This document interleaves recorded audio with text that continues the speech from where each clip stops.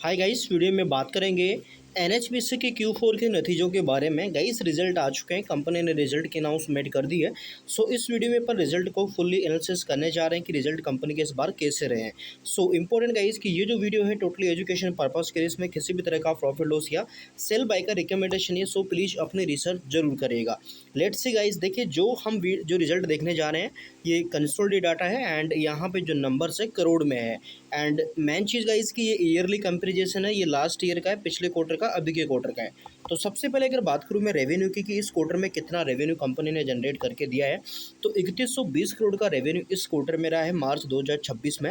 And पिछले quarter में देखा जाए 2492 करोड़ का रेवेन्यू था।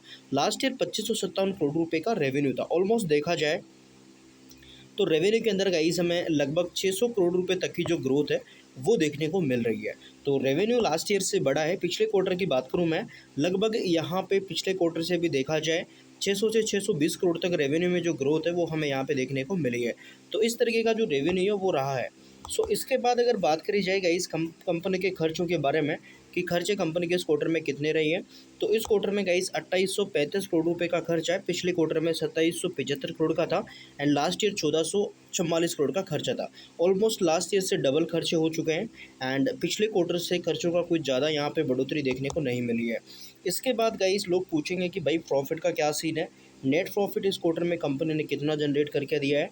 तो आपको बता दूं मैं, इस क्वार्टर में गाइस कंपनी ने बढ़िया प्रॉफिट करके दिया है, जिसमें 1549 यानी कि लगभग 1550 करोड़ तक का प्रॉफिट कंपनी ने कर दिया है। पिछले क्वार्टर कितना था, 320 करोड़। लास्ट ईयर कितना था, 919 करोड़ रुपए। तो 919 करोड़ से 1550 करोड़ तक का प्रॉफिट आ चुका है लगभग कहा जाए। तो प्रॉफिट में देखा जाए लगभग गाइस 600 करोड़ तक की जो ग्रोथ है वो हमें प्रॉफिट में देखने को मिल रही है। तो प्रॉफिट कंपनी का हमें इतना देखने को मिला है। इसके बाद गाइस बात आती है कंपनी के अर्निंग पर शेयर के बारे में, यानी कि ईपीएस कंपनी का कितना रहा इस क्वार्टर में। तो यहाँ पे हम अर्निंग पर शेयर को भी देख लेते हैं कि अर्निंग पर शेयर कंपनी का माइनस में है या पॉजिटिव है या यहाँ पे कुछ और है। सो गाइस यहाँ पे आप देखेंगे अर्निंग पर शेयर आपको देखने को मिल रहा है। तो यहाँ पे आप देख सकते हैं ये रहा आपका अर्निंग पर शेयर, ठीक है। सो अर्निंग पर शेयर में देखा जाए 2 रुपये 1 पैसे का अर्निंग पर शेयर आ चुका है, जबकि पिछले क्वार्टर 95 पैसे माइनस में था। लास्ट ईयर 80 पैसे का था ये। तो 80 पैसे से लगभग यहाँ पे दोगुना हो चुका है। अर्निंग पर शेयर में अच्छी खासी ग्रोथ हमें देखने को मिल रही है। इसके बाद गाइस अगर एसेट्स के बारे में बात करी जाए, जो कि हमें यहाँ पे कंपनी का जो बैलेंस शीट का डेटा है वो भी अपडेट होता हुआ नज़र आ रहा है।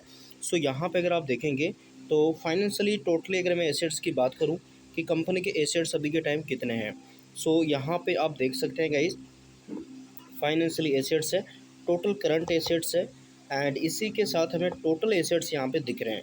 तो टोटल एसेट्स है इस कंपनी के 1,20,010 करोड़ के एंड पिछले लास्ट ईयर क्वार्टर मार्च में थे ये 1,26,000 करोड़ के, 1,02,677 करोड़ के, ठीक है। तो लगभग यहाँ पे 20,000 करोड़ के आसपास तक के जो कंपनी के एसेट्स है उनमें ग्रोथ हमें देखने को मिली। इसके बाद अगर लाइबिलिटीज़ के बारे में मैं थोड़ा बता दूँ, बोरोविंग्स के बारे में, तो यहाँ पे आप देख लो 5,960 करोड़ बोरोविंग्स थी इस क्वार्टर में हो चुकी है, जबकि पहले ये लास्ट ईयर 3,752 करोड़ की थी।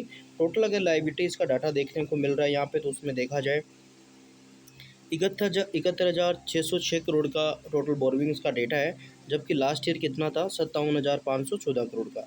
तो ये भी हमें बढ़ती हुई दिखी है। अब हम आर्टिकल्स के अकॉर्डिंग देख लेते हैं क्या बताया गया है रिजल्ट के बारे में। लाभांश की भी घोषणा यहाँ पे की गई है। तो देखिए 31 मार्च 2026 को समाप्त तिमाही के पूरे वर्ष के अपने नतीजे प्रदर्शन घोषणा की है एंड कंपनी ने गाइस लगभग 0.21 प्रति शेयर के अंतरिम लाभांश की भी घोषणा की, यानी कि 21 पैसे प्रति इक्विटी जो डिविडेंड है वो भी कंपनी यहाँ पे देने वाली है। अंतरिम लाभांश का भी पूरक है। इसके अतिरिक्त कंपनी ने आगामी वित्तीय बैठकों में रणनीतिक उदार और विकास लक्ष्यों को पूरा करने के लिए भी बॉन्ड्स के जरिए 2,000 करोड़ रुपए तक जुटाने की योजना का खुलासा भी कंपनी ने किया है। एंड वित्तीय प्रदर्शन का अवलोकन करें तो यहाँ पे कंपनी का जो रेवेन्यू है देखा जाए कंपनी ने इस वर्ष में लगभग 3617 करोड़ रुपए का शुद्ध लाभ किया है। इस वित्तीय वर्ष की बात हो रही है, क्वार्टर की बात नहीं हो रही, पूरे वर्ष की बात हो रही है, ठीक है। इसी के साथ लाभांश देखा जाए तो 10 रुपये प्रति अंकित मूल्य के साथ 2 रुपये 10% का 2.10% का लाभांश है जो 21 पैसे बैठता है। एंड यहाँ पे 26 में इससे पहले वितरित किए गए 1 रुपये 40 पैसे प्रति शेयर के अंतरिम लाभांश के अतिरिक्त भी है एंड ये सारी चीज़ें हमें देखने को मिली है। इसी के साथ साथ देखा जाए तो भविष्य की निधि योजनाओं के बारे में भी कंपनी ने ये सारी चीज़ें बोली है, जिसमें देखिए जिसमें हाल ही में एक अतिरिक्त 250 मेगावाट इकाई चालू की गई है, जिससे इसकी स्थापित क्षमता 1000 मेगावाट हो गई है। सो ये सारी चीज़ें हैं। बाकी रिजल्ट आपको कैसा लगा कमेंट बॉक्स में ज़रूर बताएं। एंड इम्पोर्टेंट की डिविडेंड कंपनी देने वाली है। सो क्या लगता है आपको डिविडेंड कब तक अकाउंट में डाल देगी, जो भी सारी चीज़ें हैं आगे अगर कोई अपडेट आता है हम आपको बताते रहेंगे। सो चैनल को अगर सब्सक्राइब करते हैं तो बेल आइकन को प्रेस जरूर कर लीजिए ताकि नोटिफिकेशन वगैरह आपको टाइम पे मिल जाए। So thank you for watching guys. बाकी गाइस अपनी रिसर्च जरूर करें, क्योंकि शेयर बाजार में इन्वेस्टमेंट या निवेश जोखिम से भरा हुआ है, तो रिसर्च करके ही अपना डिसीजन लीजिएगा। So thank you for watching guys.